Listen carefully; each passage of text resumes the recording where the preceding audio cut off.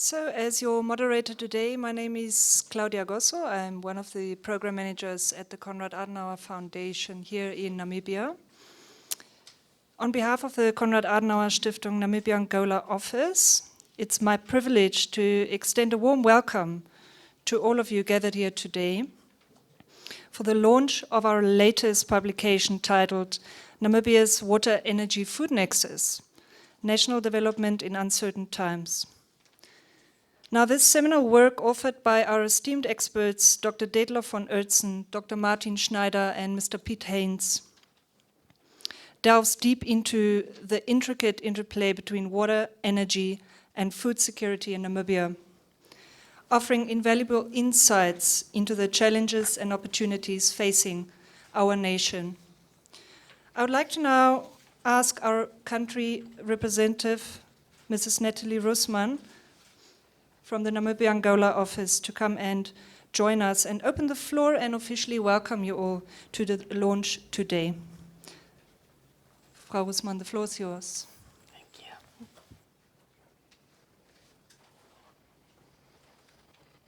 Thank you very much, Ms. Gosso. Members of Parliament, representatives from various ministries, Dr.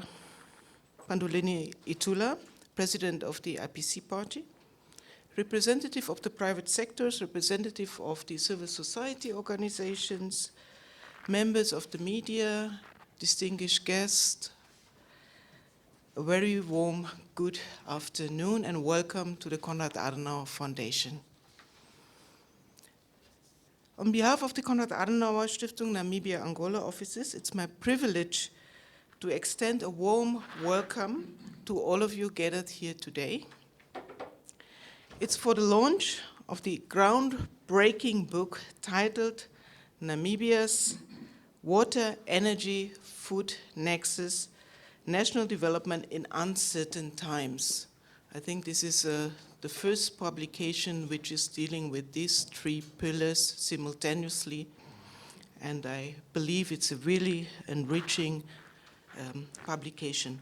This publication, authored by esteemed expert Dr. Detlof von Oertzen, Dr. Martin Schneider, and Mr. Piet Heyns, delves deep into the interplay, interconnectivity, and relationship between water, energy, and food security in Namibia. This publication offers invaluable insights into the challenges and opportunities when dealing with these key resources in Namibia. As we consider the complexities of environmental and development sustainability, particularly within the context that Namibia is a vast country with semi-arid conditions, the nexus between water, food security, and energy emerge as a central theme and paramount importance. Recognizing this interconnection is essential for ensuring the well-being of our society and for unlocking development potentials in Namibia. With this approach, I extend my gratitude to the authors for their dedication and commitment and excellent work in shedding light into this critical issue. Ladies and gentlemen, water, and at this stage I also want to include sanitation, are still major challenges in Africa, especially for rural and poor citizens. And just recently in Afrobarometer, its latest survey and findings, it proclaims that clean water supply ranked fourth among the most important findings and problems that citizens would like to see that their government focus on. And it's in Namibia, it ranks number 2.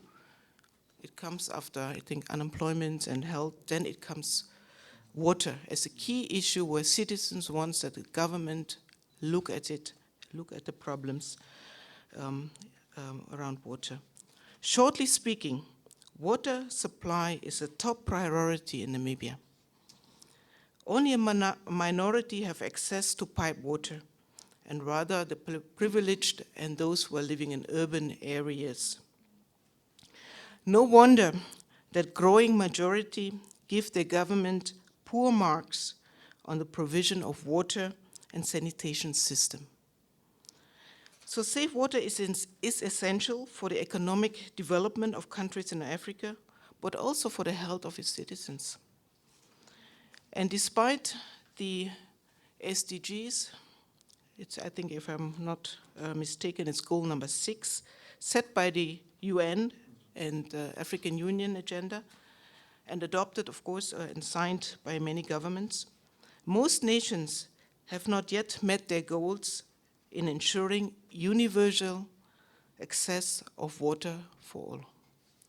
Millions of people still lack of access to water and proper sanitation system. Over the decades, the situation has grown worse, and the numbers of people experiencing water shortages has increased dramatically. As Namibia is a semi-arid country, it demands integrated resource management, innovative solutions, and effective resource management.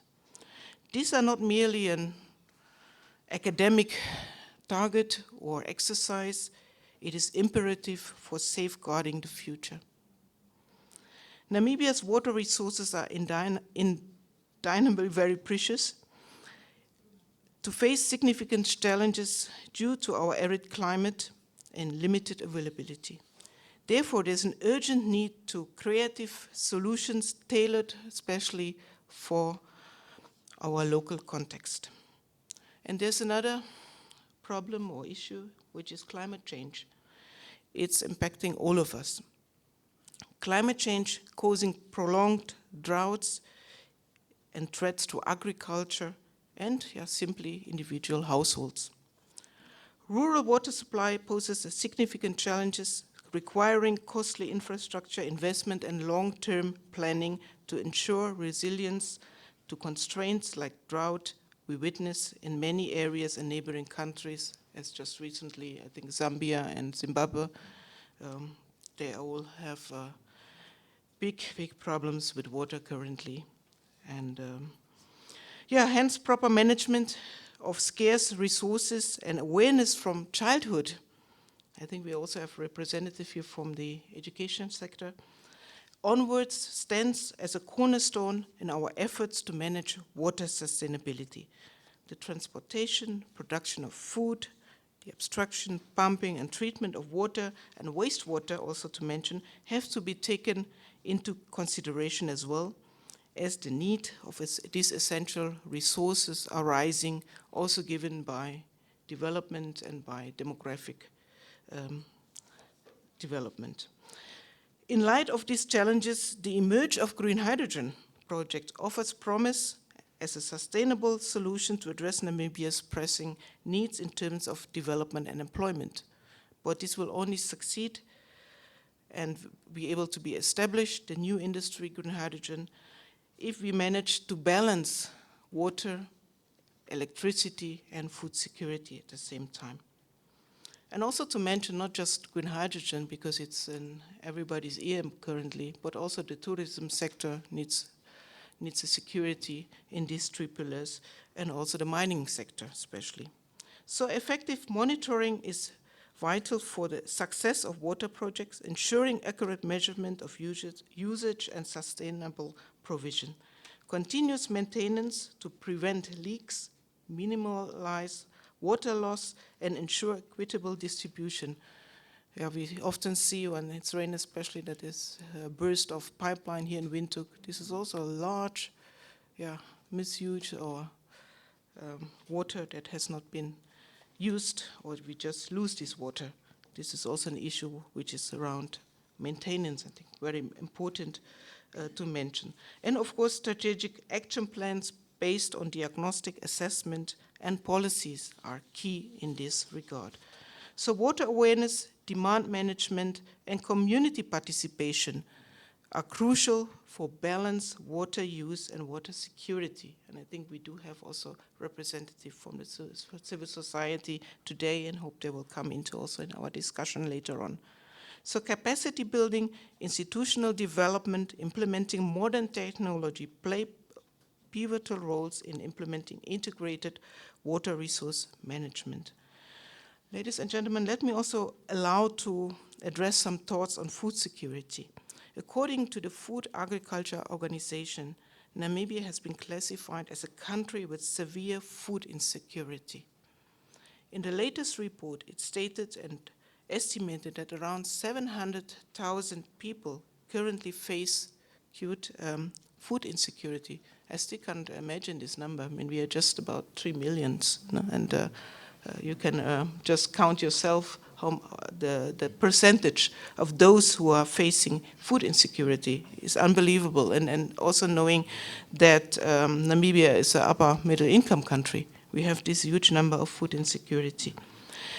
And and this figure tends to rise as we have key factors like price shocks, inflation, yesterday just the increase of fuel prices.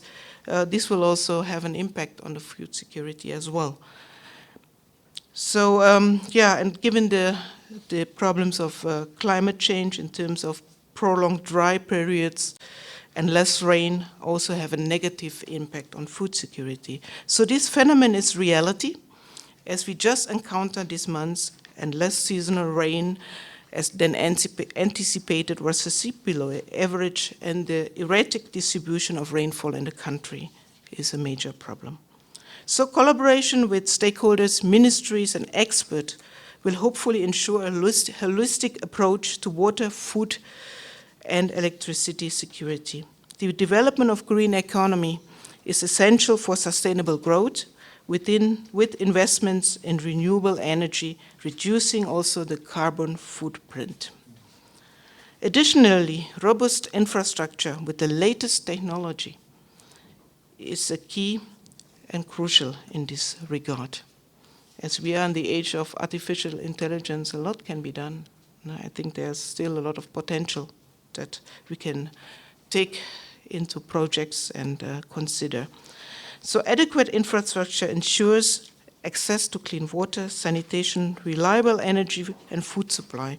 Moreover, incentives for water-saving technologies and renewable energy projects will provoke solutions and encourage sustainable development, furthermore supporting socio-economic development and resilience to climate change. And also the aspect of mismanagement for essential resources and within institutions will undermine sustainable goals. Ladies and gentlemen, job creation is crucial in Namibia, as we have about 50% among the youth without jobs. Strengthening the water, energy, food nexus can provide much needed employment in this country. Investing in irrigation projects, desalination projects, and large-scale infrastructure not only enhance food security and water access, but also can generate long-term employment that's so much needed in this country, especially in the rural areas. By leveraging natural resources and expanding local energy accessibility, and I would also like to say affordability, Namibia can foster sustainable development and provide a secure future for the youth. Ladies and gentlemen, in closing, I extend my heartfelt gratitude to the authors for their invaluable contribution to our understanding of the water, energy, food nexus in Namibia, ensuring social equity, economic efficiency, and environmental sustainability for generations to come. May their work serve as a catalyst for meaningful dialogue, collaboration, and action as we strive towards a more sustainable, prosperous future for all of us. I thank you very much, and I wish all of us a beautiful lunch and good discussion. Thank you so much.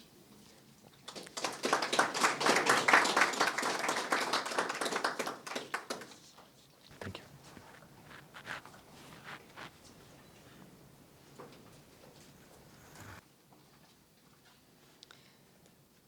Thank you, Mrs. Russmann. That was indeed quite a mouthful for what lays ahead still in Namibia when we think about water, energy, food security and sustainable development within our nation. So, key themes we hope to highlight, as Mrs. Russmann has already mentioned in this publication that's launched today, not necessarily pertained within the publication, but that we would like our stakeholders to hopefully also take into consideration, is the critical role of effective monitoring already mentioned, demand management also mentioned, community engagement, and we feel that within our country the stakeholders that are working within water, energy, food definitely are on the right path when it comes to already having the strategic plans in place, and the policies are there. It's just a matter of implementation. So let me not rather take up much time. I would like to now officially hand over to our authors, and I would just quickly like to introduce them briefly so that you know who they are. Unfortunately, Mr. Piet Heyns is unable to join us in person today, although Detlof von Oertzen, Dr. von Oertzen, will be reading his statement. The author's statements, for the sake of the media, can be obtained after the event today from myself. Dr. Detlof von Oertzen, thank you for being here today and for your extensive contributions since we started the book discussions. He's the director of VO Consulting, and he brings decades of experience in high energy nuclear physics, acquired through his PhD studies at the University of Cape Town. His expertise offers innovative perspectives on the water, energy, food nexus. Dr. von Oertzen has also collaborated with the Konrad-Adenauer-Stiftung over the numerous years to render key insights and expertise, including a variety of publications such as the Issues, Challenges and Opportunities to Develop Green Hydrogen in Namibia, published in 2021, The State of Namibia's Electricity Sector, published in 2019, Smart Grids and Their Potential in Namibia's Electricity Sector in 2016, and in 2015, Renewable Energy and Energy Efficiency, Powering Namibia. Since the early 1990s, Dr. von Oertzen has been active in the Namibian energy sector, conceptualizing and implementing numerous energy-related studies and projects. He's also served on various international and national multidisciplinary specialist teams, conducting viability assessments, specialist studies and policy development.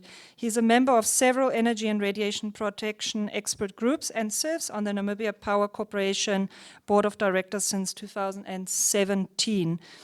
Now, Dr. Martin Schneider, I'm proud to announce, is currently he's a registered professional natural scientist. He's part of civil society, which is also something very dear to the Konrad-Adenauer Foundation. And he's executive director of the Desert Research Foundation of Namibia. He studied geosciences, obtained his PhD in geography from the Goethe University in Frankfurt am Main in 1990. He joined the Department of Agriculture in 1984, where he worked as an agricultural training and extension advisor. Thereafter, from 1990 to 1995, he served as a country director for the Konrad-Adenauer Foundation here in Namibia. Between 1999 and 2011, Dr. Martin Schneider has served in the newly established Faculty of Agriculture and Natural Resources of the University of Namibia, and he's served as a deputy and executive dean. He's also published numerous scientific papers relating to agriculture, water, land type surveying, and environmental development in Namibia. Now, to complete the trio, I believe that Dr. von Oertzen will also briefly introduce Mr. Piet Heyns. Unfortunately, as I've mentioned, he's not able to join us today. But he's a seasoned civil engineer and a respected water management consultant. He holds degrees in science and water engineering from the University of Stellenbosch. His extensive experience includes the role as a chairperson of the SADC Water Sector Technical Committee, and he's also the commissioner of 5 water commissions established between Namibia and the neighboring river basin states. and he's also added invaluable credibility to the discussions on sustainable water management. He's contributed to numerous papers and books about water resource management and other water-related matters, and was honored as a fellow of the South African Institution of Civil Engineering. Before he retired in 2007, Piet's career at the Department of Water Affairs in Namibia since 1976 has progressed through the ranks in the divisions of planning and operations, where lastly Mr. Piet Heyns served as the Director of Investigations and Research, heading the divisions of hydrology, geohydrology, planning and water law administration. So gentlemen, quite a handful and a mouthful and decades of experience that is contained within this publication. I hope that you will find very exciting, and I will now open the floor officially to you. Thank you.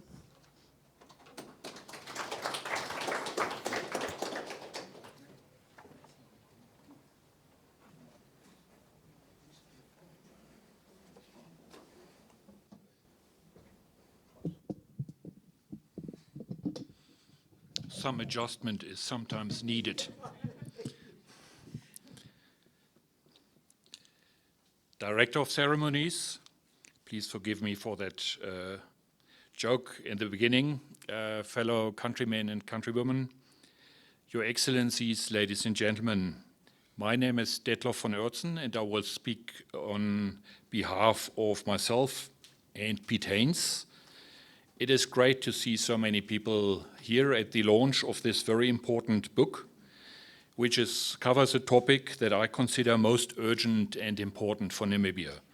Not because we are stepping into a drought season again, not because we already know that 700,000 people rely on food aid, not because we are weak in implementation in Namibia in terms of capital projects, but because the topic of water, energy, food is such an overarching topic for us all. And so this is the very basis on which this book is grounded. But before I go into the details, allow me to thank some individuals and organizations who made it possible for the authors to actually compile this book on this matter that is so important to us. First and foremost, of course, it is Nathalie Russmann, resident representative of the Konrad-Adenauer-Stiftung. Mrs. Russmann, thank you very much for your support in making it possible. We already have a long track record of good collaboration on books and speaking opportunities, etc. And without this support, many projects would not have been possible. So our heartfelt thanks from the side of the authors to again make it possible to have the printing done in a way that is appealing, to have the layout done properly, to have language editing and all these other things. Colleagues, there's always a person behind the scene who is the doer and the coordinator. And in this role, Claudia Gosso, who you have just met, was the person to do it on behalf of the Konrad-Adenauer-Stiftung. Claudia, thank you very much for your inputs. We have had multiple emails, far too many in my opinion, but hopefully the output does in fact say this was worth our time. Thank you very much for your support, for all the arrangements, etc. We have Dr. Sandy Fitchett, who did the language edit. We have Maike Becker from Lund Media for the layout work. And we have a number of individuals who contributed, both in terms of pictures, information, feedback, etc. I just want to mention a handful: Dr. Gunhild von Oertzen, Dr. Gabi Schneider, Mrs. Sanay Prinsloo, Mr. Bertram Swartz, Mr. Rainer Ritter, Mr. Pedro Moritz. Thank you for sharing your insights, and thank you for making it possible that we could tap into your common understanding of what Namibia needs and what our requirements are.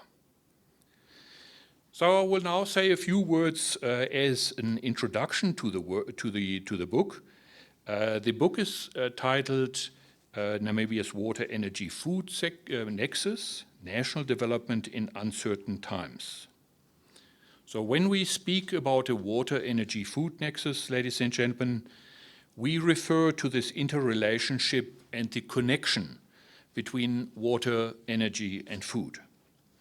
And by calling it a nexus, this indicates that water, energy, and food are in fact mutually dependent, and they rely on the availability of these different nexus pillars.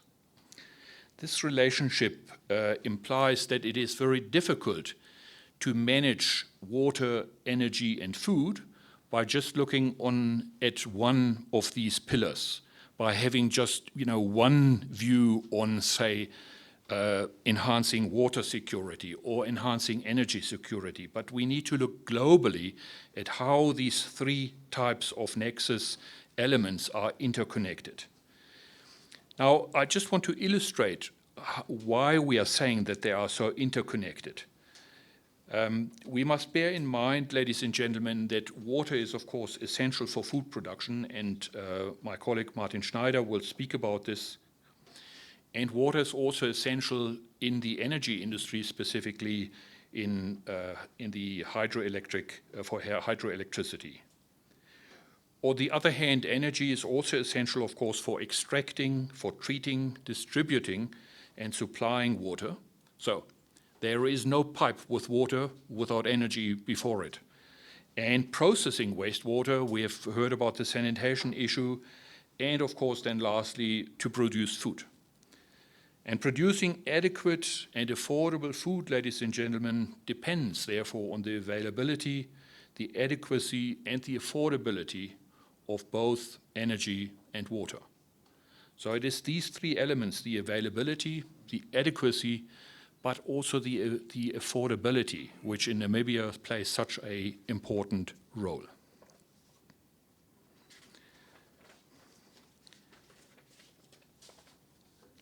Ladies and gentlemen, the title in fact also indicates that we refer to national development in uncertain times. And Mrs. Russmann has already made reference to the advent of climate change. I will make reference to this as well, but let me speak about something else first. And so we have deliberately included this second part of the title because we need to illustrate, or we wanted to illustrate, the gravity and the challenges that we are really facing. The gravity is that we live in a finite environment, the Earth. We are, a group of humans of some 8 billion in total. In Namibia, just a tad more than 3 million. And if we think back in the history of our country just 120 years ago, the early settlers estimated that we had about 200,000 people some 120 years ago. And today we are 3 million. So this is a 15-fold increase in population size. So where there was one person 120 years ago, we now have 15 persons sharing the same set of resources: land, water, and all what comes with it. So evidently, population growth, ladies and gentlemen, implies that the demand for water, for energy and food must rapidly expand to in fact make sure that all these people have something to do, to eat, and to sustain themselves. This is especially so because our standards of living are also increasing. Some of us at least have the privilege of actually experiencing a rising standard of living. This is certainly not a Namibian-wide privilege that we have, but some of us are privileged to have seen this or witnessed this from our grandparents to our parents to ourselves. And that, of course, means that we are now consuming more resources to cover our insatiable appetite for water, for energy, for food. And so that, of course, is an extremely important driver of the resources and the use of resources that we have. We must also bear in mind that, living on a finite planet, we have planetary boundaries and we have national boundaries, not these political ones, but we have national carrying capacities that are at some stage maxed out. We have a finite amount of water to go around, a finite number of hectares to do agriculture on, and therefore we do not have the privilege of having umpteen planets to use for our benefit. So we must learn to live within this one planet, and in Namibia we must, if at all possible, learn to live within the ecosystem services that are provided and within their limitations. Now I come to the topic that Mrs. Russmann has already alluded to, and that is the advent that we are all experiencing as humans and in the animal kingdom, of course, as well, and that is the changing climate. Now, a changing climate introduces new stressors, particularly in the water sector, and then by implication also the energy sector, and of course the food sector, no doubt. And so it is extremely important that we recognize that the adequacy of how we manage water, energy, and food determines whether the security of supplies can be met today, and we will be able to have this security of supply for water, energy, and food for generations to come. And this is by no means a given. Security of supply is a luxury, and we have to make it happen, otherwise future generations will not live in this comfortable world. Namibia faces a multitude of development challenges. There's no doubt about that. Primary amongst those are those related to the very existence of people, relating to water, relating to energy, and relating to food. And so if we are addressing water, energy, and food as a combined unit, then we can also, on top of that strong foundation, we can have national development ambitions realized. But to have national development ambitions that are possibly a little bit too ambitious without, in fact, ensuring that we have covered the basis is, of course, a rather risky strategy. I will speak about this a little bit later, but it is important that the interrelationship between water, energy, food is recognized and must be addressed. So we have therefore decided we will provide a status quo assessment of the water sector, the food sector, and the energy sector. And we will then explore how Namibia could go about, in fact, in strengthening these different type of sectors and highlighting the interrelationship and the possibilities in these sectors. I will therefore go to the first part of the book, which is the section on water, which was written by Piet Heyns. Now, as Claudia has made reference to, Piet is not here today, unfortunately, but he has in fact made available a statement which I will now read on his behalf. And so the sentences I will now make reference to are from Piet. If you are joining us online, Piet, be greeted. It is lovely to have you, and thank you for participating in the compilation of this book. So now to Piet's words. I've been requested by Dr. von Oertzen to be a co-author of the book and to elaborate the importance of the water sector in the interactions between water, energy, and food in Namibia. The climate in Namibia is driven by the sun, which provides the energy that produces the weather system rather, over the country. So most parts of the country have a rainy season in summer and brings rainfall. Some rainy seasons are not that successful, as we are witnessing right now. And this rainfall is a prerequisite to sustain life. Water on land is required for the natural vegetation to grow and to enable activities to produce both food and water. The components of the water, energy, food nexus are like a team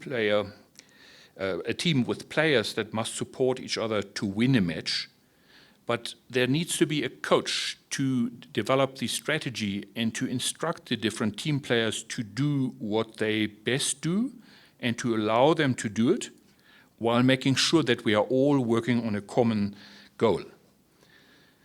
And so the purpose of this book is really to describe the contribution that each of the three elements, the water, energy, food nexus elements have, and to suggest how this interaction is best managed to achieve the objective of sustaining life and enabling socio-economic development in Namibia.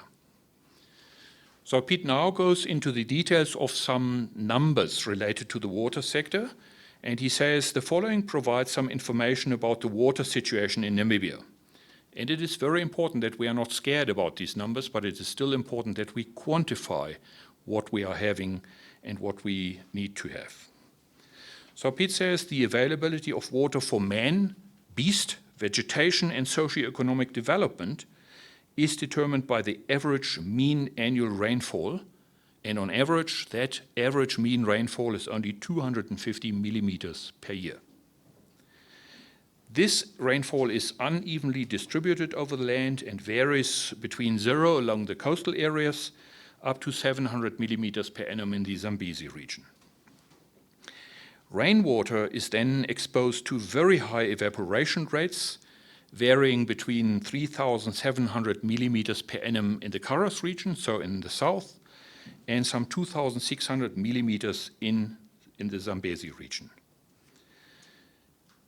The huge difference between rainfall on the one hand, so average 250 millimeters per annum, and between evaporation, in other words, a few thousand millimeters per annum, that huge difference is the reason why Namibia is the most arid country in southern Africa. In fact, it is estimated that some 80% of the rain evaporates, so it falls and it evaporates, 15% is used by vegetation, 2% becomes runoff in ephemeral rivers, and only 1% ends up in groundwater and recharges the groundwater that many Namibians are depending on. Now, in the historical past of the country, the natural availability of water in Namibia's interior was limited by how low the rainfall was. So access to water was mainly from perennial springs and hand-dug wells in ephemeral rivers. And as a result, the development of the country, the cultivation of crops and stock farming and so, was very significantly limited by having access to these few spotty places where water was indeed accessible. Now, with the population development and the increase of the population, more water was urgently required in areas in the interior, especially where there was no open water source to be found, but where good grazing was available, and possibly for crop farming or even for stock farming and so. So this is where in the German colonial period there was a program started to drill boreholes, and these boreholes to a significant degree unlocked underground water resources for land use, and so have opened up in the meantime large tracts of lands that have previously been inaccessible because there was no free water. And so today stock farming and food production is possible in many parts of the country, even though not on the in the extensive scale that we are witnessing in many other countries. So upon South Africa's administration of the then territory of Southwest Africa, a so-called irrigation department, which was later known as the Department of Water Affairs, was created, and they determined the potential of the water and the requirements for water infrastructure. And so it is very important to understand that we have built on this legacy of understanding water resources and building water resources, fully cognizant that water is a very scarce resource in Namibia. Now, Namibia's water resources are grouped into the perennial sources. They are those rivers on our borders.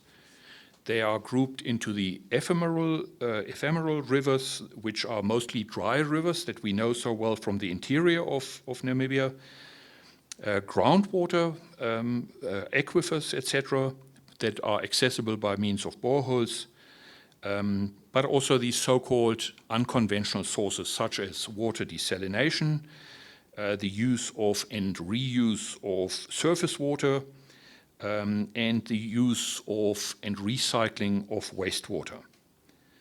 And the recycling of wastewater, these activities are actually quite innovative, and Namibia was one of the first countries to actively reclaim sewage water and lead it back into the active water cycle for public consumption. And so now, I make a quick break because this is not what was said by Piet, but I just want to point out that, I was born in Windhoek and I grew up on reused water, and you can see what beautiful bodies it actually built. So, a lot can be done with the sewage water, so we should not shy away from it. So I now return to what Piet is saying. The others can be disregarded and is not for note-taking purposes. Ladies and gentlemen, the perennial rivers that run along the northern and southern borders of Namibia are, of course, the Kunene, the Okavango, Orange, and Zambezi rivers. It is important to note that the headwaters or the origins of these perennial rivers are all in foreign lands, in upstream countries. And so, although Namibia makes no contribution to these rivers, except in the case of the Orange River, where the Fish River actually contributes to the Orange River occasionally, if the Fish River actually has water, Namibia is still entitled to a share of these perennial rivers. And that is because we are a member of the so-called basin states. The fair and reasonable access to water that Namibia may claim from these perennial rivers is governed by international water law and must be renegotiated or negotiated between basin states. The potential availability of water from these rivers amounts to some 70,000 million cubic meters per annum. So this is not a printing mistake. This is all the water contained in the perennials on our borders, 70,000 million cubic meters per year, of which Namibia only uses 300 million cubic meters per year. So it's a fraction of the 70,000 million cubic meters. So there is plenty where the perennials are, but we are just a member of the basin states and can, of course, not lay claim to the entire water. In contrast, ladies and gentlemen, the ephemeral rivers, so these are the dry rivers in our inland, in Namibia's interior have an estimated 95% assured safe yield of some 220 million cubic meters per year. So in addition to the safe yield for groundwater from aquifers that we know, groundwater we have an assured yield of around 300 million cubic meters. So 220 from the ephemeral rivers and 300 million cubes is 520 million cubic meters per annum. And one would think, well, this is quite a lot.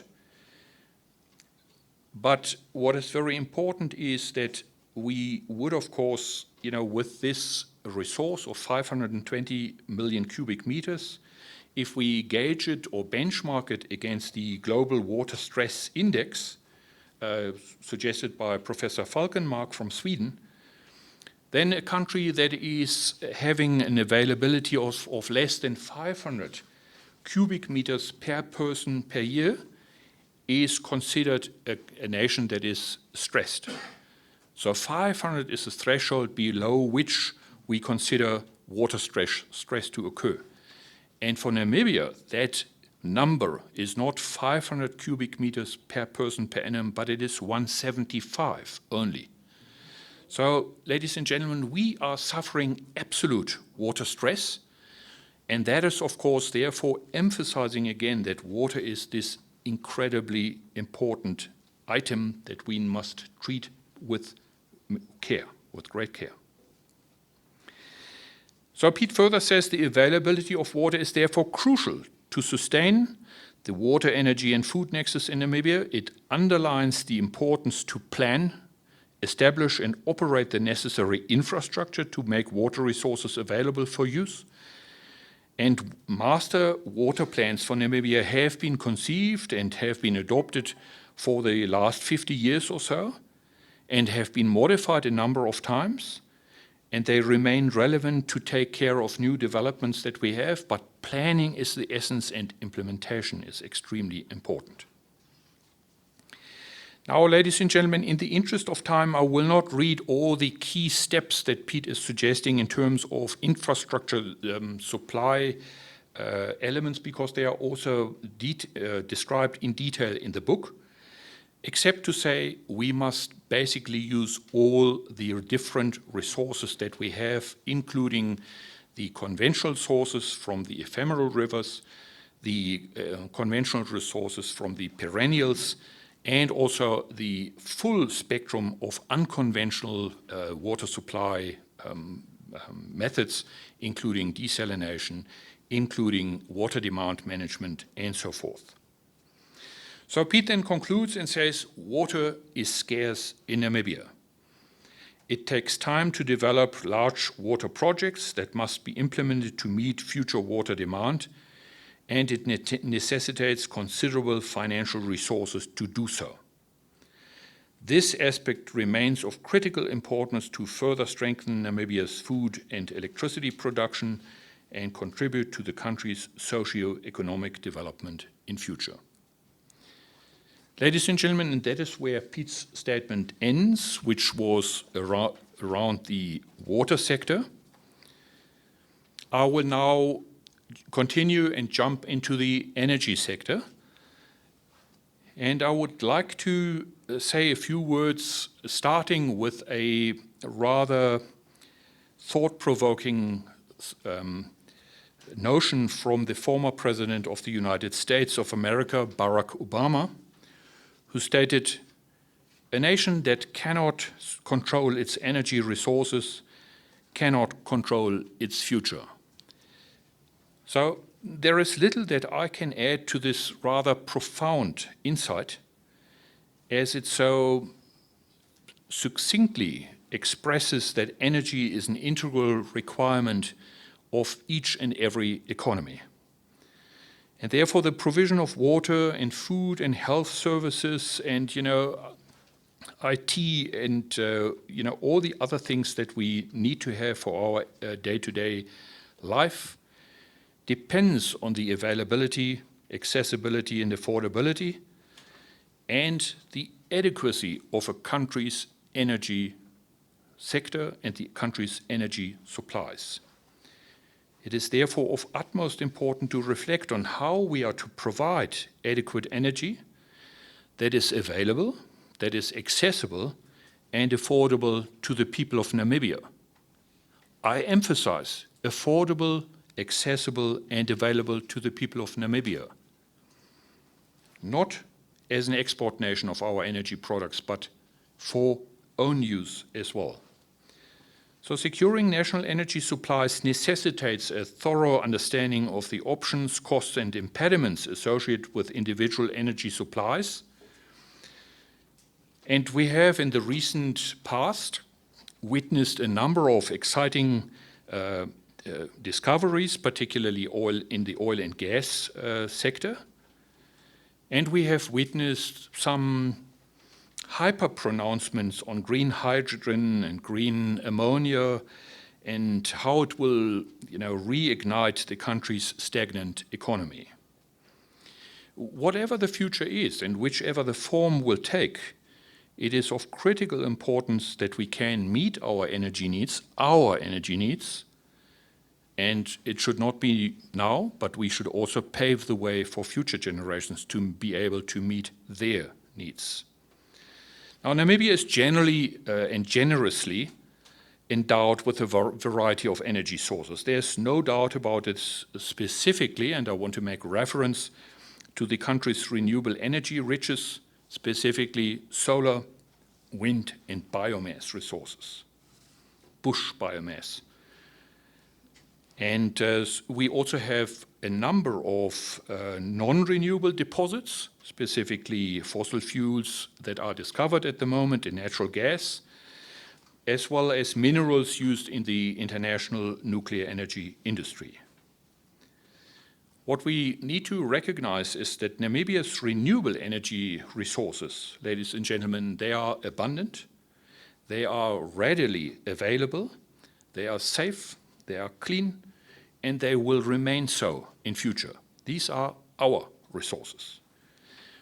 In contrast, the non-renewable energy resources are finite. That's why they are called non-renewable. And we are also aware that some of the non-renewable resources, of course, have severe impacts on our environment and therefore also on socioeconomic development.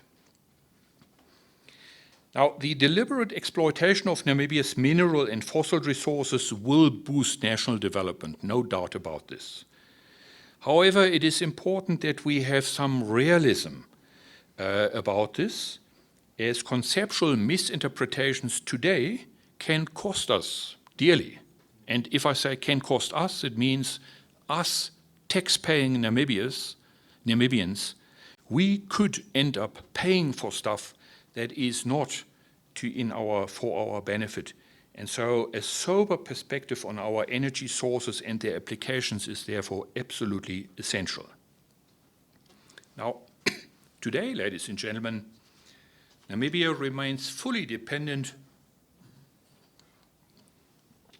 on water, but that's not what is being written here. Namibia remains fully dependent on the import of all liquid fuels. So all of you have come with a petrol or diesel-powered car. You have, in fact, yes, I know, Mr. Rödern, you came with an electric vehicle, and you have probably recharged it at home. That's one step in the future. I should also mention that all coal, all liquid petroleum gas are imported. We also still, after 34 years of independence, we still import a very sizable portion of our electricity requirements. You know, this is something that is as a member or previous member of the board of NamPower, this is something that I find almost depressing. And I'm looking at Professor Dupisani. This is something that worries me, that after 34 years of independence, we still rely so much on these electricity imports while we could do it at home. Historically, ladies and gentlemen, technical advances have made available energy in vast quantities. They are accessible and they are relatively cheap. If I compare when I buy a 1 liter bottle of water today at a petrol station, it costs more than a liter of petrol, which is shipped around the world, etc. So this is just an expression how cheap this energy is actually delivered. So the abundance of fossil fuels in particular have enabled urbanization on a vast scale, have enabled agricultural outputs and productivity, and they have also enhanced our personal choices. In terms of mobility, Mr. Rödern's electric vehicle, and in terms of the other travel modes and entertainment that we use that consumes energy.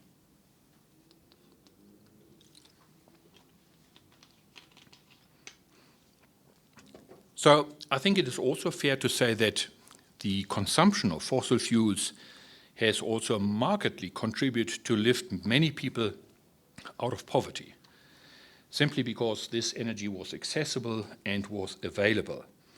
But they have also, and we should not forget, fossil fuels have also widened the gap between industrialized nations and between developing nations, because it was industrial nations who had access to these or made them available. So our appetite and our consumption of fossil fuels is a key contributor today to human-induced global climate change and the various negative environmental repercussions that we are witnessing today. If we are to avoid uncontrollable global temperature increases, we must over time phase out fossil fuels, and this is probably long before they are depleted. So there is a global energy transition in place.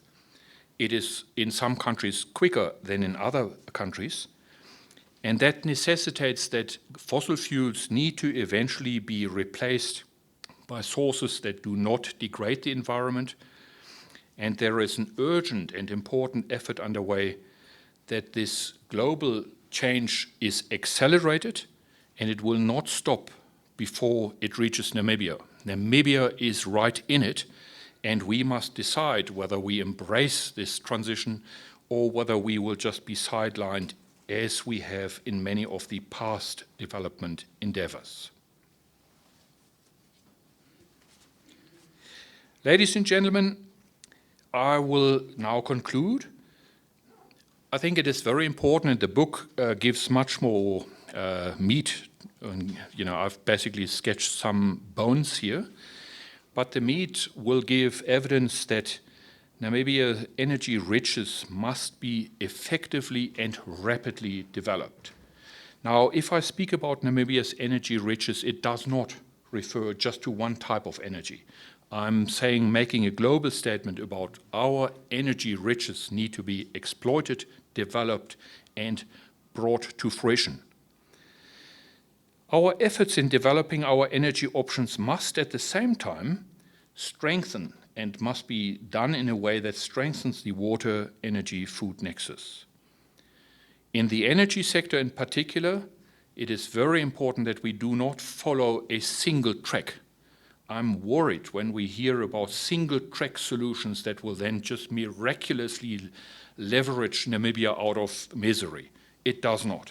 We need a multi-pronged approach that creates a diverse development growth centers where jobs are the primary objective, something that initiatives that expand the economy, improve livelihoods, and foster our resilience to external shocks such as climate change.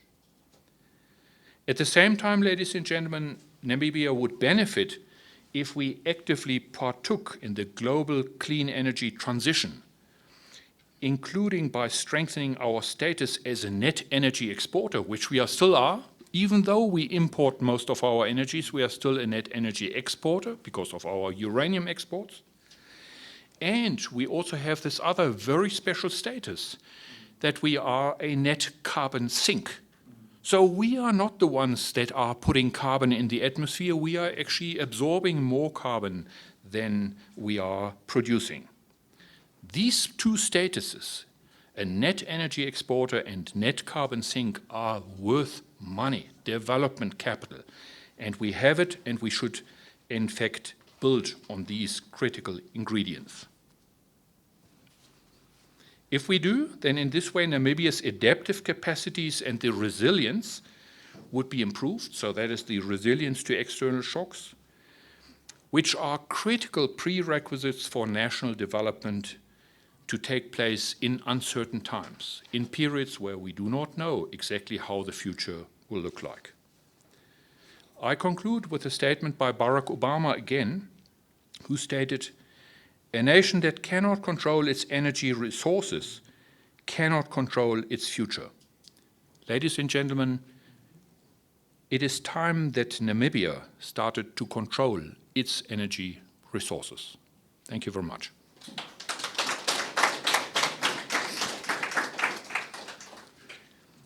I will now ask Martin, Dr. Martin Schneider, to actually make a few statements on food and to then conclude the exposition on the book.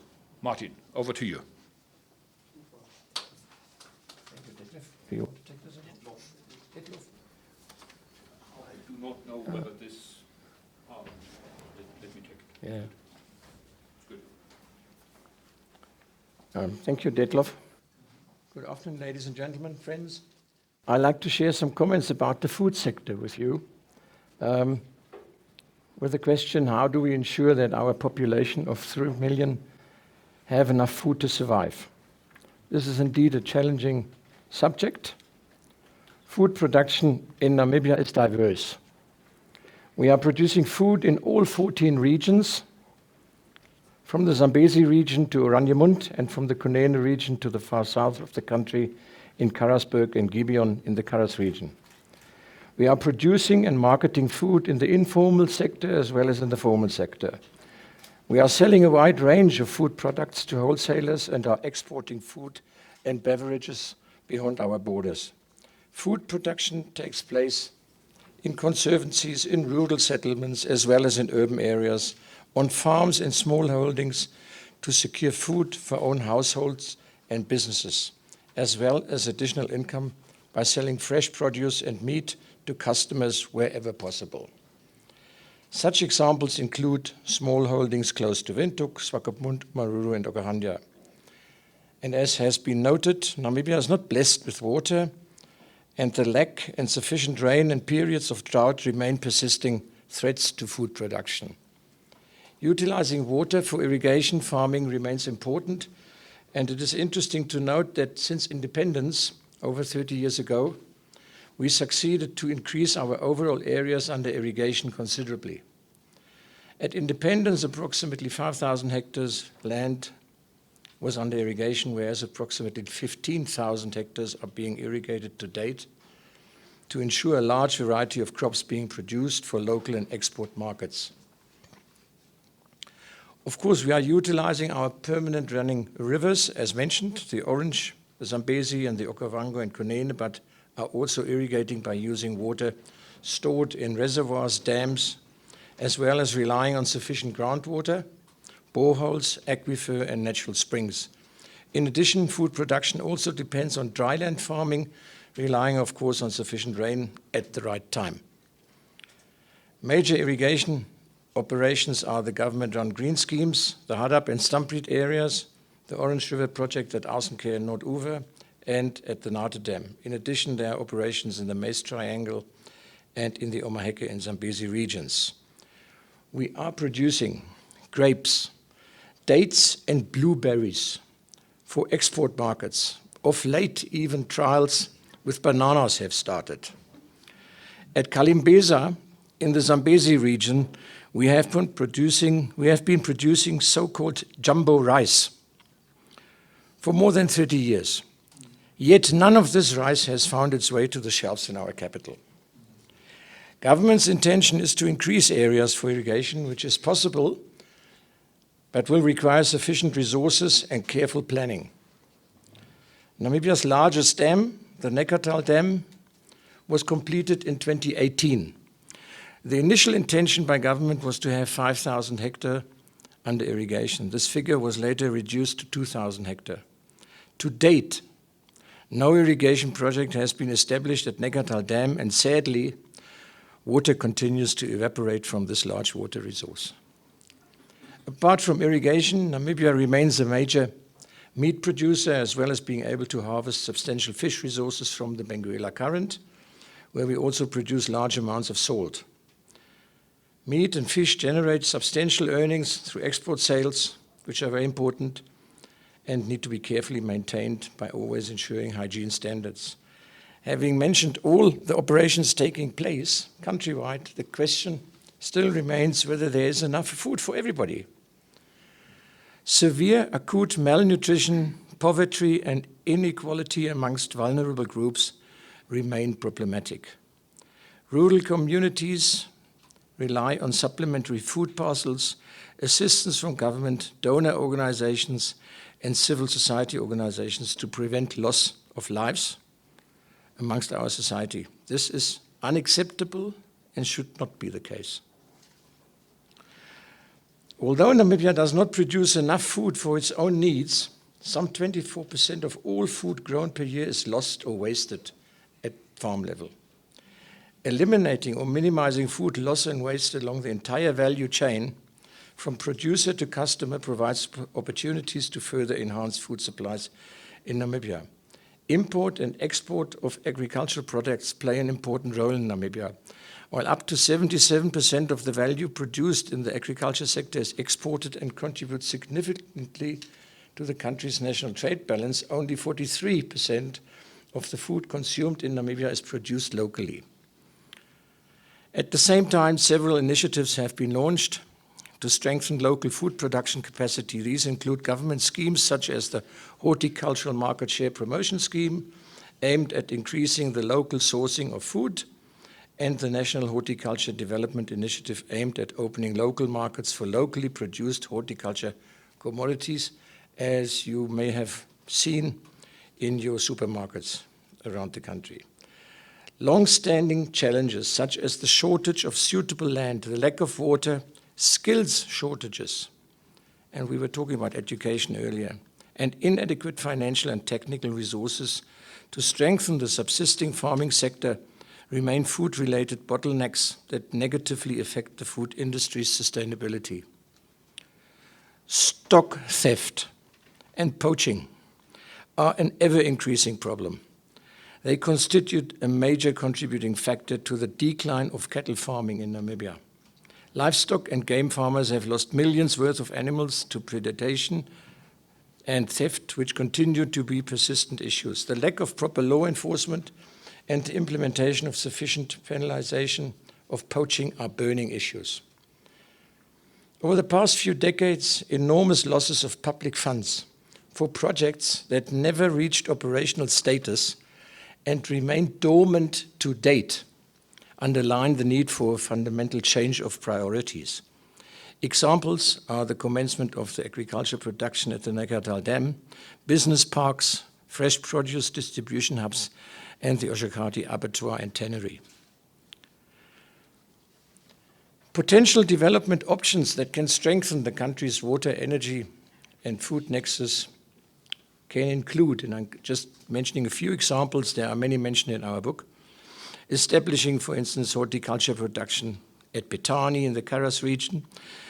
We also identified introducing irrigation projects in the greater Kuvla area, increasing irrigation farming in the Stumpred area, and creating so-called water, energy, food corridors to spur decentralized development. And that's important. We have to think about the decentralization of development.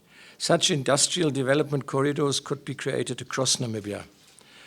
Of strategic importance would be the coast-to-capital corridor, as it would unlock the unlimited water supplies of the Atlantic Ocean to produce potable water using seawater desalination powered by renewable energy, as Detlof has mentioned. Such water would be pumped via Usakos, Karibib, Okahandja to the Von Bach Dam to complement Windhoek's other water supplies. Usakos, Karibib, Omaruru, Wilhelmsthal, and Okahandja would be immediate beneficiaries and could be developed to become so-called climate-smart villages, further strengthening already established food production industries. Other industrial development corridors may be possible too, for example, the Okavango Central Corridor. An Okavango North Corridor would pipe water from the Okavango River to the densely populated towns of Oshakati and Ondangwa and beyond. Another possibility is a Hadap Central Corridor linking the Hadap Dam to Windhoek's water supply system and possibly connecting the Neckartal Dam to the Hadap Dam. Piping water for hundreds of kilometers is costly, of course, but unavoidable, as our cities and towns cannot provide for their own water needs. Investments in large-scale infrastructure projects, as is necessary to realize one or several industrial development corridors, will create numerous permanent jobs and invigorate the immediate local and regional economy. Namibia's journey towards robust and resilient food production revolves around a dynamic interplay of factors. And they have been mentioned already, such as climate, technology, policies, funding, and community engagement. Thus, the nation's commitment to achieving food security, sustainability, and improved nutrition, which are essential for the well-being of its citizens, requires realism and which are essential for the well-being of its citizens. Such an approach is needed not only to address current challenges, develop opportunities, and integrate local wisdom with global expertise, but also to develop a more resilient, thriving, and vibrant national food production system. Where do we go from here? You may ask. And the Sustainable Development Goals were mentioned. Number 2 is mentioned as zero hunger. If you will look at the book, you will find some answers, not all, but maybe some. And I want to conclude also with a quote from an American agriculturalist, Norman Borlaug, maybe provoking as well. You can't build a peaceful world on empty stomachs and human misery. And believe you me, I have seen it in Namibia. Thank you very much.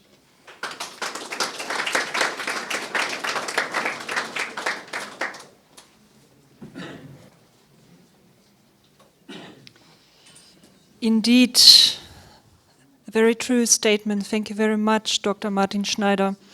Thank you very much, Dr. von Oertzen, for the insightful dissection of this insightful book, in fact. We believe that this publication is going to benefit our multi-sector stakeholders in the country holistically going forward to take action and take the right steps in securing food, water and energy for our country, and with that also to create further job opportunities. Keywords that come out of this book launch today that we would like for you to take home is innovation is key. And taking the step to the next level for the youth of Namibia, especially with the assistance of tertiary institutions, with the assistance of the key ministries and our experts that our country represents. Thank you very much for this book. We are very, very happy that today we can officially launch this book. And we would like to, before we conclude the launch today, give our audience an opportunity to ask questions, provide inputs, give critical remarks. We would like to also ask that for the next 40 or so minutes that we are going to take one question or two questions at a time, preferably one, and then hand over to the authors for a brief feedback. So we're going to be handing around some roving mics and give you an opportunity to ask questions, make comments, whereafter we will then move on to the closing of the launch today. Before we hand over to the audience and open the floor for your insights, we would also just like to remind that digitalization is here. We have not printed so many books this year because we feel that we need to preserve also in terms of taking advantage of the digitization age. And so we have included a QR code in the beginning of the book on the front page that you can then scan in, or even for your loved ones or stakeholders that you will be taking the publication to that are asking for a copy, to scan in that code so that you can go and download the PDF copy from our website, and hopefully at a later stage also on the VO Consulting website as well. So thank you very much for your patience so far. I will now officially hand over to you for your remarks. As mentioned, we will take one comment at a time if it is a question, so that we can hand over to the authors to give answers. What we are not able to cover today, there are feedback forms on your seating places that you can complete, and we will take note of your comments, questions, feedback for further recommendation to key stakeholders that might also not be represented here today at this platform. Thank you.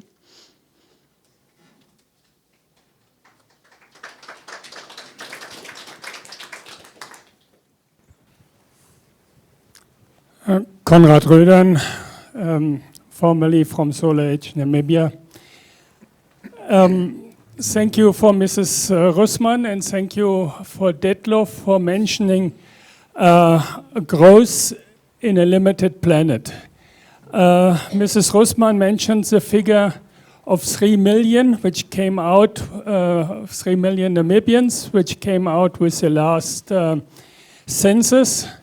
Why haven't the two of you, and I address now Detlof for an answer, mentioned for me the most important figure, and this is 3% population growth. Talking a bit cynically, we could say we don't have a job problem. We don't have a water problem. When I came to Namibia, Namibia had 1.35 million people. Now we have 3 million people. And 3% population growth, in my calculation, means every year until that figure changes, 90,000 more Namibians per year, which need water, food, energy, but also education, schooling, a share of policing, a share of the judiciary system, etc.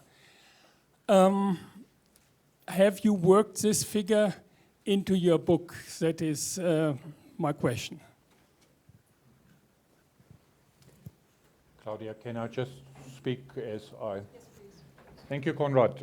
That is certainly a very valid remark. And yes, we have tried to speak about the importance of population and how population then drives demand. Demand for services, demand for water, for food, etc. We have specifically made reference to the absolute population number and not the population growth rate. You know, so for a person like myself, a growth rate is an abstract figure. It is very important, but it is actually the absolute number of people who consume, not the growth rate. So we make reference to the actual active mouths that are to be fed today and in future, and we make statements on that. But you are perfectly right, and it is certainly something that goes far beyond the water, energy, food sector, and that is that if we continue to grow our population at 3+% per year, you know, and if we look at the rather stagnant growth of jobs and opportunities in Namibia, we are going to face severe problems just from people not being accommodated anywhere, not finding a role to play. And so this is something that I worry a lot about. And so we try to address it in terms of the water, energy, food nexus complex. And we have the privilege not to go into the education aspects, into the job creation aspects, even though they are extremely important. So I would hope that this debate about how and what we can effectively do to possibly reduce the population growth, that we can actually do something with it. But of course, we would not like to see measures being taken, you know, as has been taken in some other, you know, highly developed nations where the one-child policy was active for a while or so. I'm not entirely sure that this would be a clever political step for Namibia. It is better, I believe, that people would have the freedom to choose in terms of, you know, how many kids they have, and it is for all of us to decide on how many, you know, kids we want to have and how we would like to see their growth happen. So, you know, if you are still in the childbearing age or in the child-making age, you know, do enjoy it, but do also, you know, keep in mind that it has repercussions not only for the next 20 years in terms of you providing for these children, but in terms for the country's economy to absorb all these additional people. If I may add, Detlof, indeed this is a very important aspect, but it might go beyond also this topic, food, electricity and water nexus. Of course, knowing that there is an increase of population of 3%, and knowing that the economic development will not have such a growth. We are talking about demographic dividend. No? So this is the headline. And I do see a combination or a relationship with poverty, We know in countries where there is a huge number of people living in poverty, also let's say the growth of population is extremely big. Because why? The social system is lacking. We may also touch this one. Now, why are people still having, or families still having so many kids? It's also a matter of the social system. And that's why development and job creation is so important, knowing, also being aware that there is development taking place in nations where there's an industrialization. Also, this aspect of increasing population is somehow more under control than in countries where poverty is still around and still dominating the nation. So, but thank you very much. I think this is a very important aspect, especially talking about economy.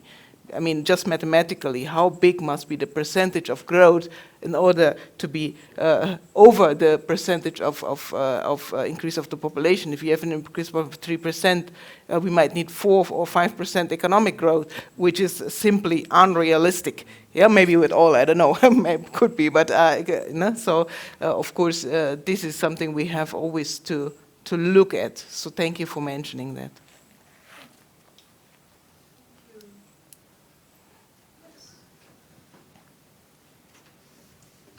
Good afternoon. My name is Gerard Vries.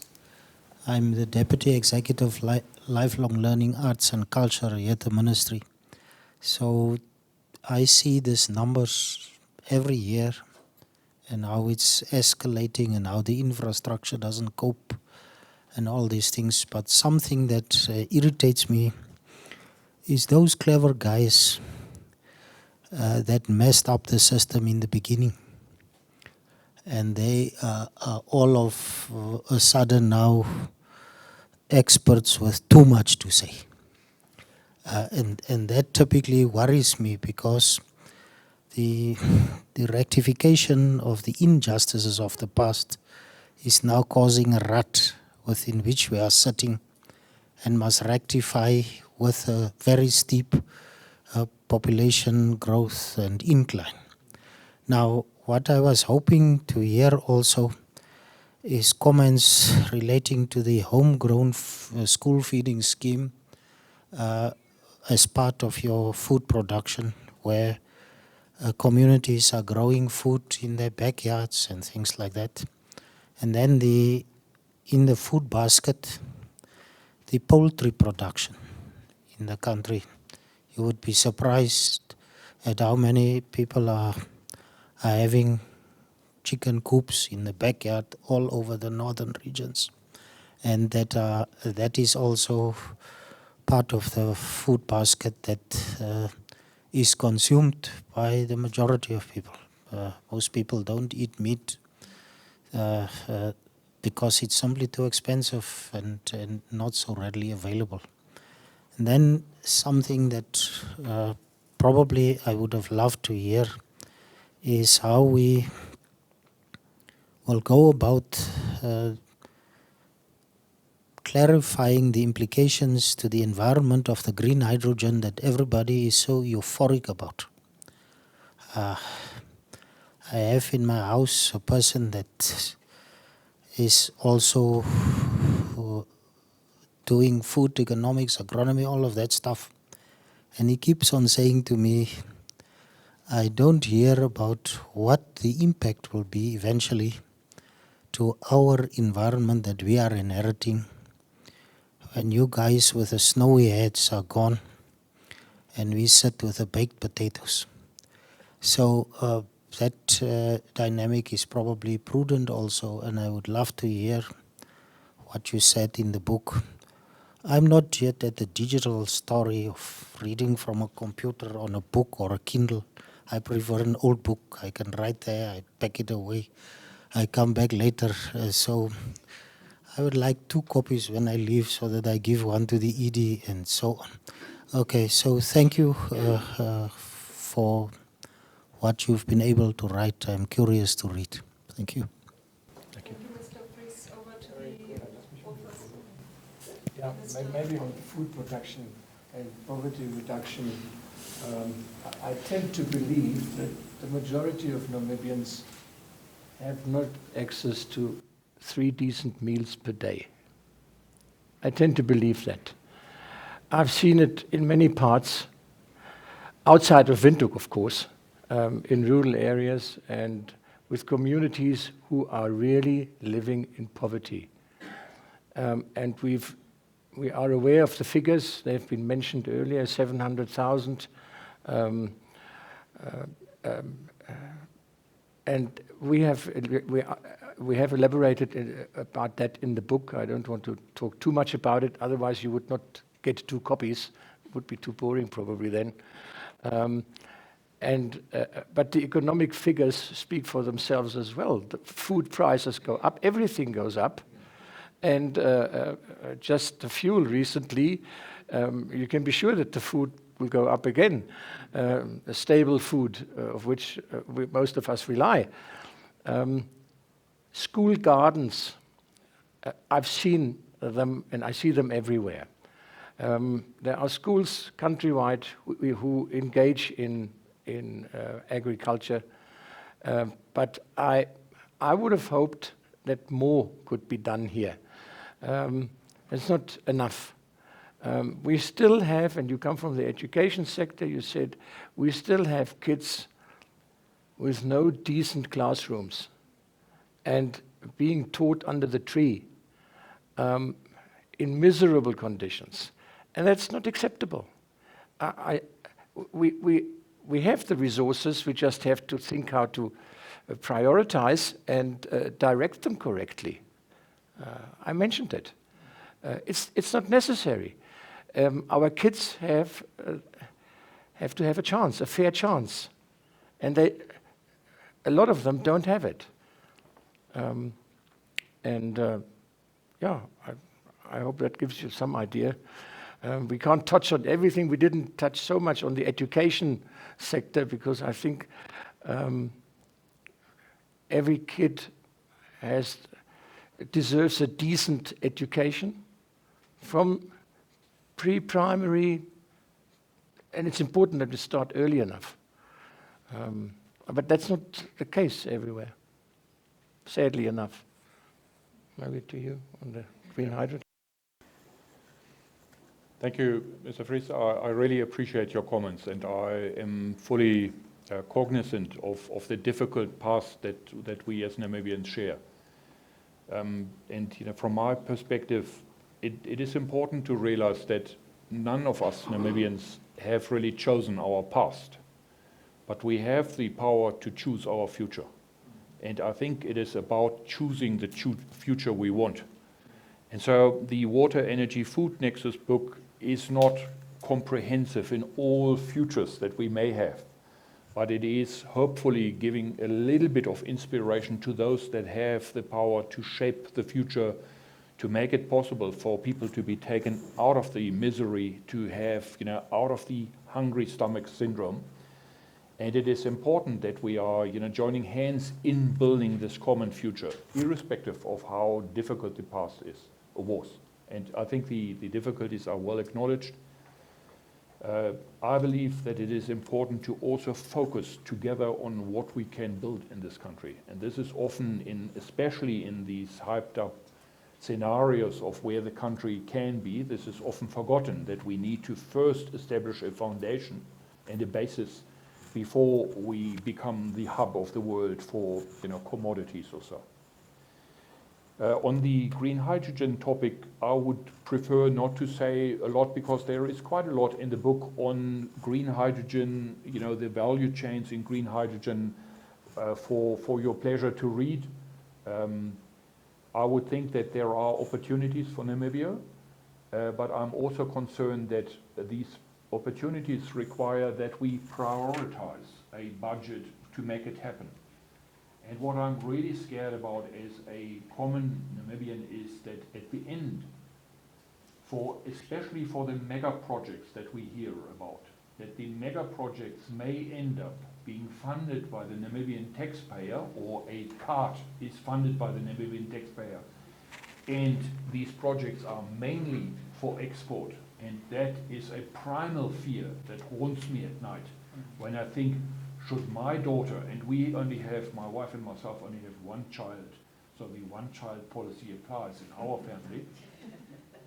You have two. That's so.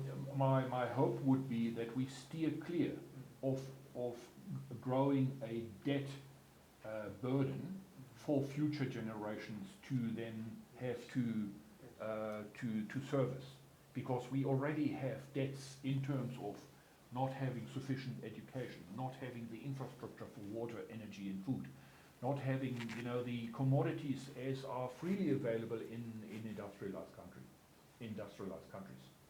So let me not be critical at all about the green hydrogen developments, because I think there are certainly opportunities, but a tad of realism is sometimes important. And colorful songbirds are not always the best messengers of the future. They may sound very nice, but they are also disappearing very quickly when the winds change. And so I would rather say, let's stick to what Namibia has and what we can do with it to and for the development of Namibia. And this is a very political statement now. So as a physicist, I feel that I'm somewhat drawn out of my compass here, but I hope you will excuse me if I've been too personal on this one. Thank you for your indulgence.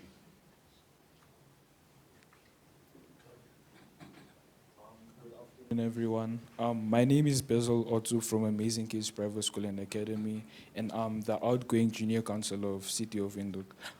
The topic about sustainable development, which is meeting the needs of people without compromising the future generation to meet their needs.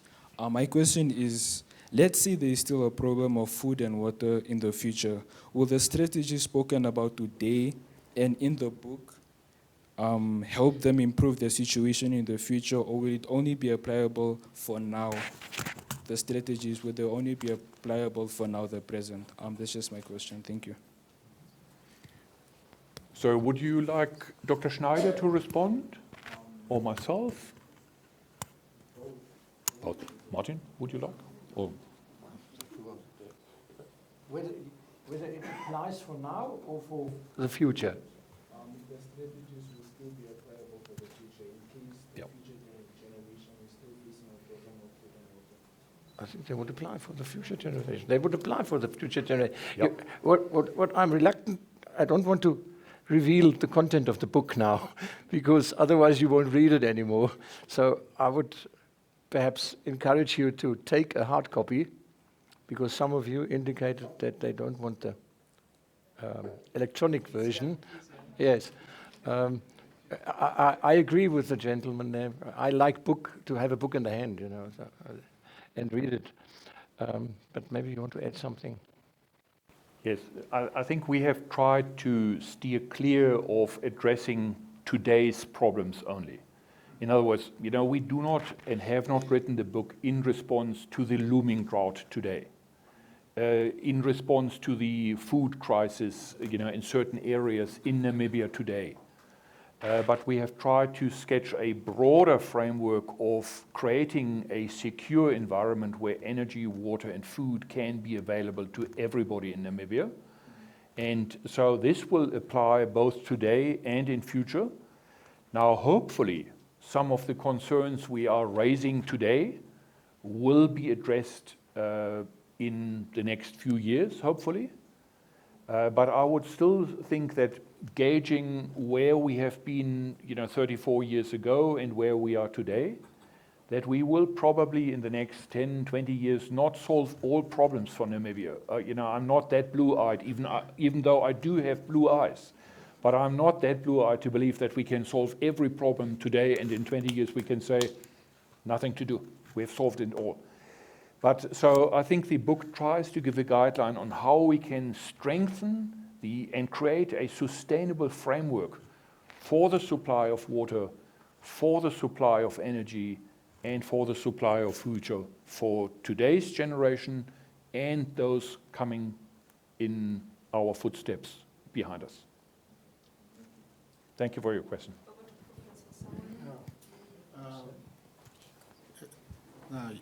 Thanks. You did indicate that Namibia export much of its I'm Samamo, a comrade from the university. But to be more precise, the law faculty. Now, you did indicate that Namibia exports much of its electricity. Now, you also did indicate that most of the rivers in Namibia are ephemeral. And you just indicated also that the green hydrogen will be mainly for export. Now, how does Namibia then produce its own electricity? So, absolutely great question. Thank you very much for your question. So let me first say what I, repeat what I said, but in one sentence only. Because of our exports in uranium, we are a net exporter of energy, although we import all our liquid fuels, all the coal that we use, all the liquid petroleum, most of the electricity. And despite all this import and despite this excessive import dependence, because of our production of uranium, yellowcake or calcined uranium, we are a net energy exporter. This is interesting because Namibia could embark on a similar role in future in terms of green hydrogen or green ammonia exports. Because green hydrogen or green ammonia are generated or synthesized because they are energy carriers. And they are energy carriers that can be used both in the chemical industry, in domestic settings, as well as in a variety of other applications. However, clearly for making green hydrogen and making green ammonia with it and synthetic fuels, etc., we need water, and we need copious amounts, large amounts of electricity. And clearly, we do not have the electricity right now. So those who wish to actually produce green hydrogen and green ammonia and synthetic fuels will have to put up power plants dedicated to that purpose. And so it is this where Namibia can, in fact, make a contribution, homegrown contributions such as the initiative by Oertzen van List and CMB Tech. Oertzen van List, you will remember, is a Namibian company, and they have partnered with a Belgian company, and they are establishing a green hydrogen plant in Walvis Bay, and they are shaping up to become an ammonia generator at the coastal town of Walvis Bay. So these are homegrown initiatives which I have a lot of hope for because they are, take small steps at a time to then expand what is ultimately a scale, or the ultimate power of green hydrogen and green ammonia is that their production can be scaled up systematically. We do not have to start with a bang, but we can start in steps. However, in contrast to this particular project that I've mentioned, there are also other initiatives being spoken about, specifically the project, the large or mega project south of Lüderitz from Hydrogen Energy, and I'm not, let me just put on, make it very clear, I'm not opposed to the project, but I am skeptical about all the ramifications and implications of mega projects. And that is that if we invite investors into Namibia to invest an amount that has the same order of magnitude than the entire economy, just think about the leverage that such investors have on our economy and on our political system. And I ask myself as a common Namibian, so who do we have in government? And I'm not looking at any political figure in the room here, but who do we have in government that can withstand the temptation of having carrots swung before their heads to suggest that the future will be so great? It is easier to manage multiple separate small projects and have them all develop to a bloom than to manage one mega project, which, if it fails, is catastrophic for Namibia, particularly if Namibian taxpayer money is also invested in those. And there are many other points of skepticism about it, but this is particularly not a session about green hydrogen, and this is not a session about my skepticism, but it is about pointing a way forward, saying, fellow Namibians, we are not energy poor at all. We have these resources. Let's go and do something with it. Ministry of Mines and Energy, let's go and do something with the energy sources that Namibia is blessed with. And so that is something that in 34 years of independence, I, as an independent, have problems to see that we have delivered where we ought to be. And the repercussions are what Mr. Fries has said in terms of not delivering on education, performance indicators, not delivering on food production, not delivering on water production, etc. And so therefore we need to see the development of water, energy, food more as an establishment of the basis for national development, to then be sitting on a common, strong local foundation to build our future. That's the ambition. Thank you very much, Dr. And that is in the book. That is in the book, and I hope this is expressed in a way that is digestible. We, as authors, have done our very best, but of course... So can I also have a hard copy from the library? So, I will hand it to you as soon as we have had the words of wisdom from Professor Dupisani. We have time for 2 more questions. Please keep them very brief, and thereafter we will move on to the closing of our program by Professor Dupisani. Thank you very much. The rest of the comments, please, for our feedback evaluation forms. Thank you. All right. Good afternoon, everyone. My name is Toini Amutenya. I'm actually from the NGO sector, probably youth-led, but also I'm standing here in the capacity from the private sector, especially from the climate finance experts in Namibia. And I must say, I feel very much acknowledged to be here because the water, energy, and food nexus is actually part of Namibia's priority areas under the Green Climate Fund's Country Program, which we are busy drafting. And I would really also appreciate a copy. But I also just wanted to echo and maybe understand if in its capacity, the book also touched on mapping the landscape of Namibia in terms of its productivity, especially when it comes to food, growing food, which crops are viable to which kind of places and landscapes, and also maybe going into details of the water quality. I'm actually echoing this on the basis of projects that we have previously implemented, where we ask communities to propose for their own projects.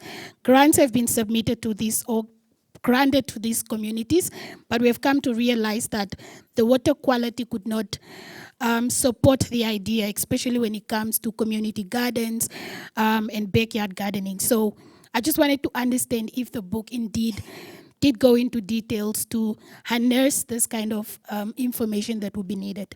Thank you. It does.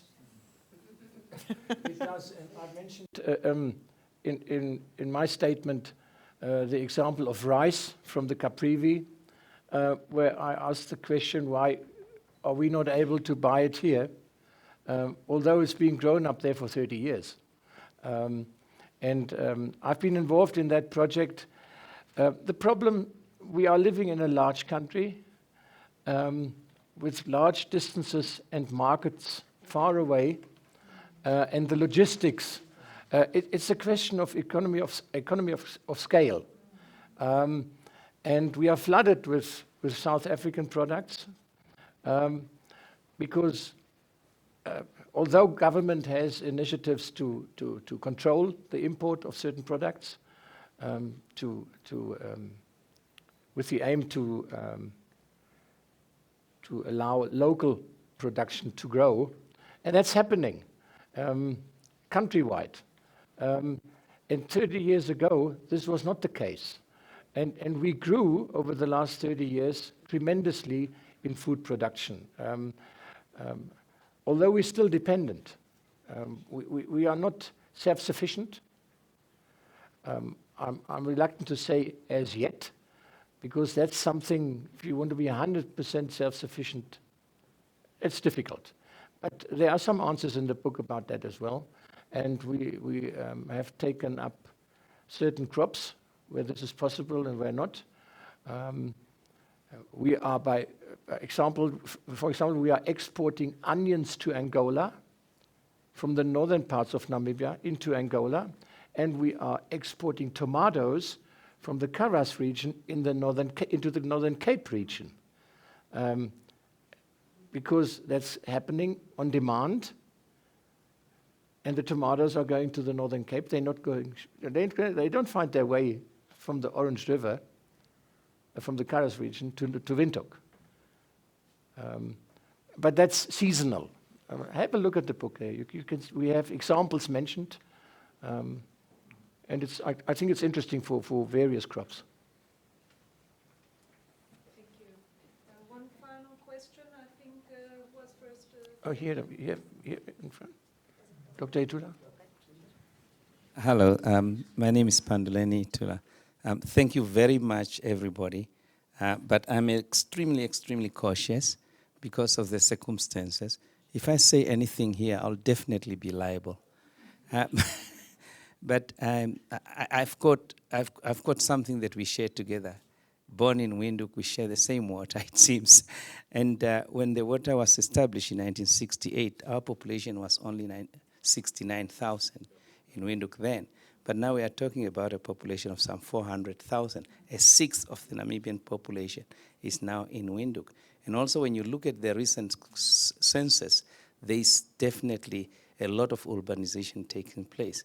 But that is not going alongside with a proper planning of how we are going to manage this increase of population in the center itself. Now, I don't want to talk about where I've traveled and what I've seen, because it's reflecting what you have said. But there is a provision in the Namibian Constitution about a right to life. And if water is life, are we going to be talking about a government having an obligation to subsidize water so that it's accessible to everyone?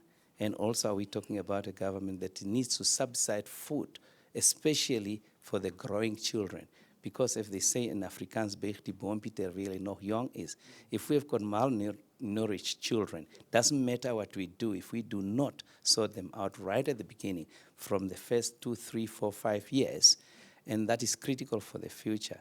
And if we want a future for this generation, for Namibia to remain, when we are all silverbacks gone, then we have to pay a lot of attention on what our constitutions say and what our obligations are as adults now for the future of the generations. And thank you very much for this young man, for your statement there. We should think about the independent generation rather than the independent Namibia that we now have. Thank you for that. Not a question, but just a contribution. I'm liable. Thank you. Thank you very much. Final.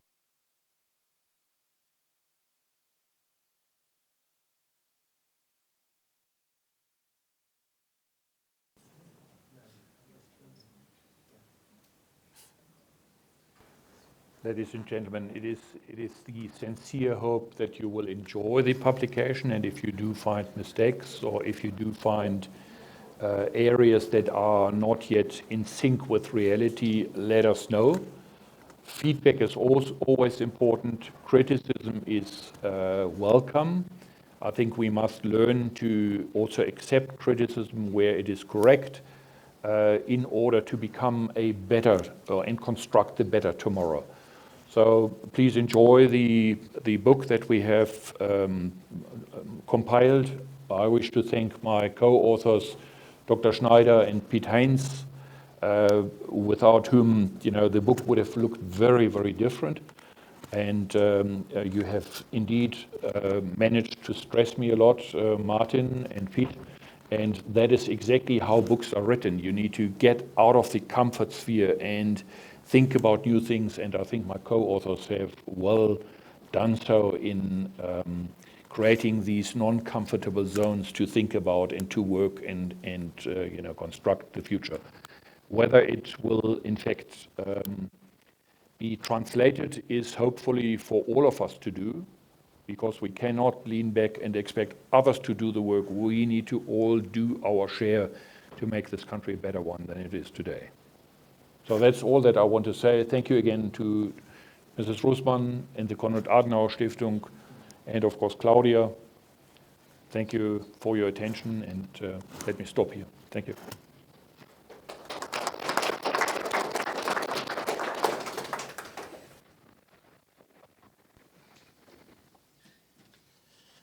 Thank you, Dr. Schneider, for granting the last few moments to Professor Dupisani to give the closing and give some closing thoughts on the launch today of the Water Energy Food Nexus.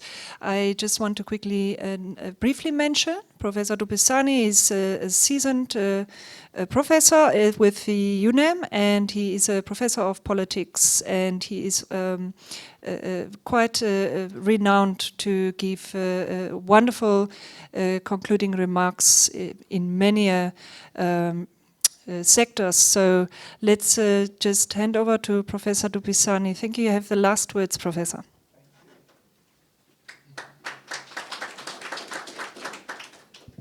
Ursula, thank you very, very much. And to the Konrad-Adenauer-Stiftung, congratulations on supporting research of this foundational nature.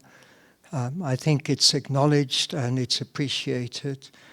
Having listened to the authors and to all the critical questions, it is very clear that we can't address this issue if we don't address it at the level of morality and ethics.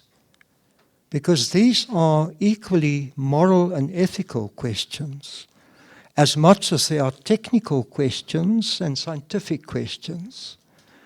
They are moral and ethical questions precisely because they bring together in an integrated way the interfaces between human survival, between the quality of life, and not only the quality of humans, but the quality of the environment and the planet at large. So they are ethical questions. To respond to this nexus, one requires an environmental philosophy that goes beyond ecology.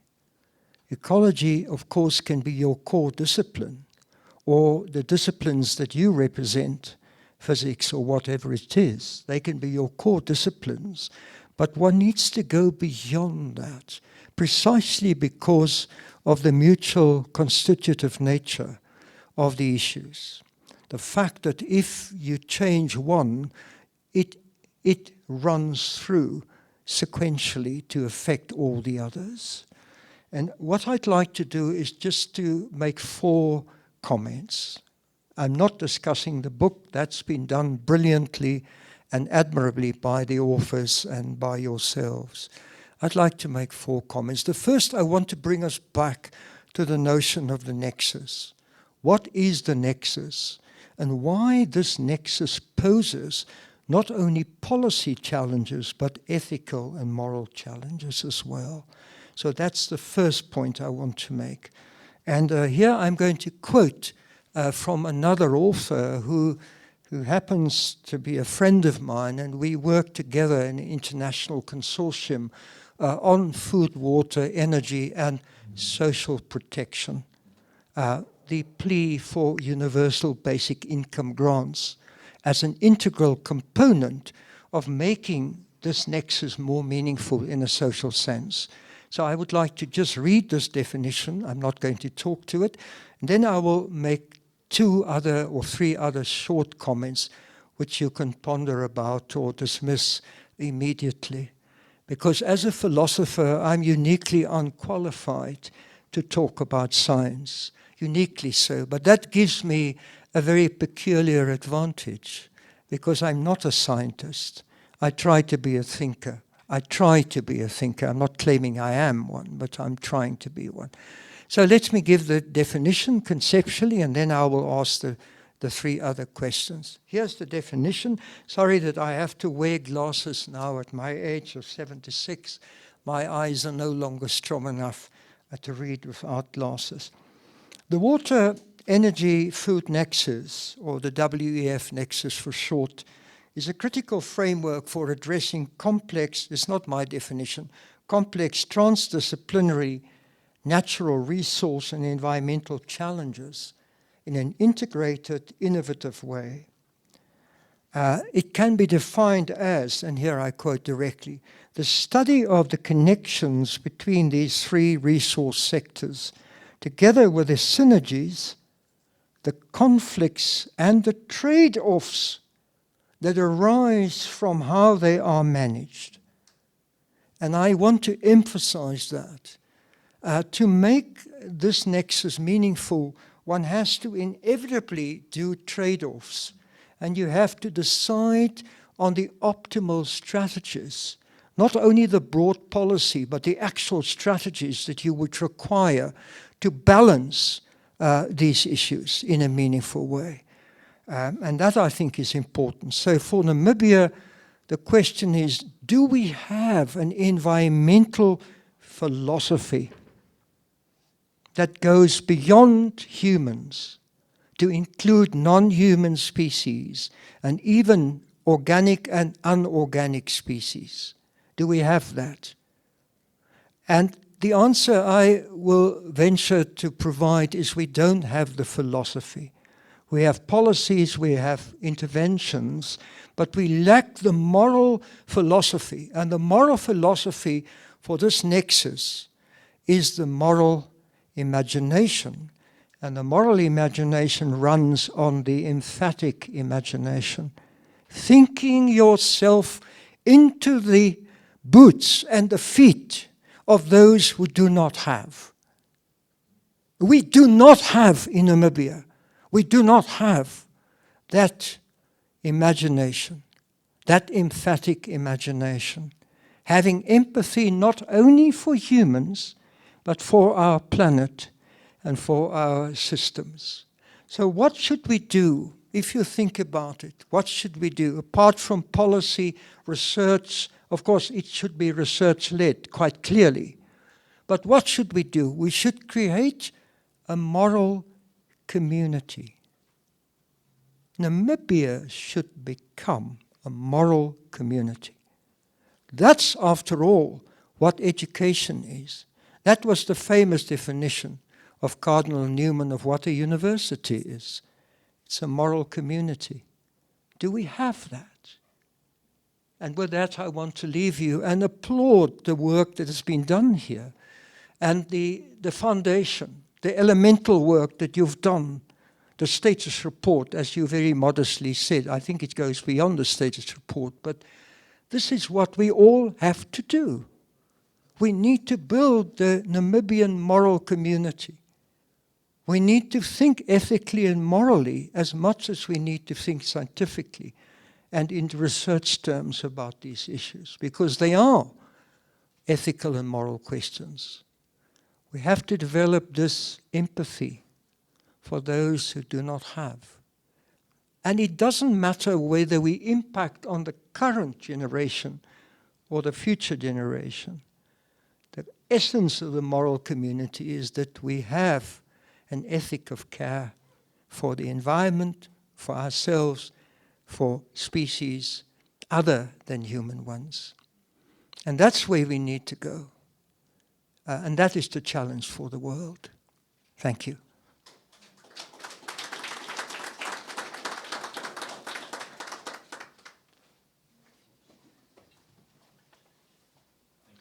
Ladies and gentlemen, thank you. Thank you very much, Professor Dubesani, for these final concluding remarks. And I do hope that the audience enjoyed the launch today and that you have some lessons and some thoughts to take with you. And may this also be an opportunity for you to network outside and forge new relationships and innovatively take Namibian food, water and energy security forward. Thank you very much also to our director for the wonderful remarks. And I hope we meet again soon. Wishing you a wonderful rest of the weekend. Thank you.